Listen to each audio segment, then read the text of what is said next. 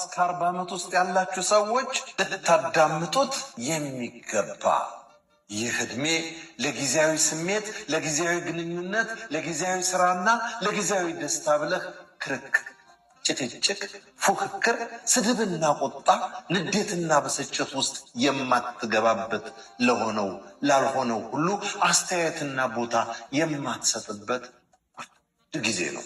ይህ ዕድሜ ስለ ሰዎች አብዝተህ መጨነቅ አቁመህ ራስን ብቻ ማየት የምትጀምርበት ልዩ ዕድሜ ነው። ምክንያቱም በማህበራዊም ሆነ በቤተሰባዊ ህይወትህ ከሰዎች ጋር ባለህ ግንኙነት አምነህ ብዙ መከዳቶችን ቀምሰህ አይተኸዋል ወዳጄ። ይህ ዕድሜ ለስራ ካልተከፈለህ ካልጋህ አለመነሳትን የምትመርጥበት ዕድሜ ነው። ምክንያቱም እስከ ዛሬ በብዙ ሰዎች ጊዜህን አባክነው ልብህን አቁስለው ስሜትህን ጎድተው ደግነትህን ተጠቅመው ቅንነትህን እንደ ሞኝነት ቆጥረው በብዙ ሰዎች የጉልበት መበዝበዝ ደርሶብህ አይተኸዋል ወዳጄ። ይህ ዕድሜ ሁሉንም ነገር በገንዘብ የምታሰላበት ጊዜ ነው። ምክንያቱም ከፈጣሪ በታች ገንዘብ ኃያል መሆኑን አግኝተህና አጥተህ አይተኸዋል። ይህ ዕድሜ ከብዙ ሰዎች የምትርቀበትና ብቻህን መሆንን የምትመርጥበት ጊዜ ነው።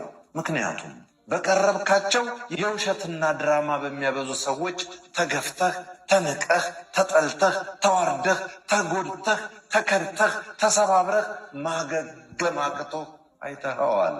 ይህ ዕድሜ ፈጣሪህን እንጂ ሰዎችን ማመን የምታቆምበት፣ በፈጣሪህ እንጂ በሰዎች መደገፍ የምትተውበት ጊዜ ነው።